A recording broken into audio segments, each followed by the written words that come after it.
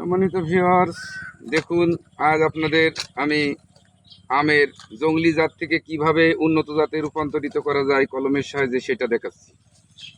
দেখুন, আপনারা খেয়াল করে দেখুন, শিখে নিয়ে আপনাদের বাসা বাড়িতে আপনারা এটা মোটামুটি কলম করে উন্নত করতে পারবেন।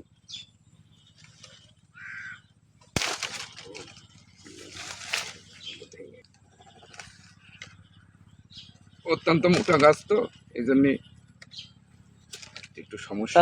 ছোট গাছ নেই। আচ্ছা, এইটাই এবার এরকম করে জুইট করে দিয়ে বেঁধে দিচ্ছি, এটি হয়ে যাবে। এই আম দেবে আমাদের। এবার ওইটা কি সে কি পরিচিত করে দাও, ওইটা কি? এটা একটা 12 মাসি আমের সায়ন। এটা একটা অত্যন্ত ভালো আম। সাফাই নবগঞ্জ থেকে এটা আসলে অনেক কষ্ট করে সংগ্রহ করা। বছরের প্রায় অধিকাংশ সময় এটাতে আম থাকে। দেখুন, একেবারে সহজ একটা পদ্ধতি, আপনার নিজেরা অনুসরণ করলে মোটামুটি আপনাদের খারাপ জংলি গাছ সেটা ভালো আমে রূপান্তরিত করতে পারবেন।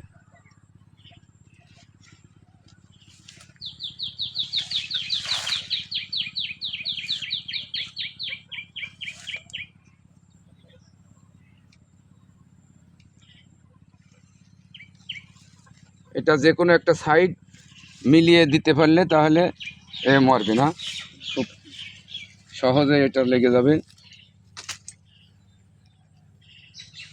খেয়াল করে দেখুন, আপনারা সবাই পারবেন। এটা একটা সহজ কাজ, কিন্তু অত্যন্ত একটা কার্যকর পদ্ধতি। এটা অনুসরণ করলে সবাই মোটামুটি তার বাসা বাড়ির আম গাছকে সুন্দর করে ভালো জাতে রূপান্তরিত করতে পারবে।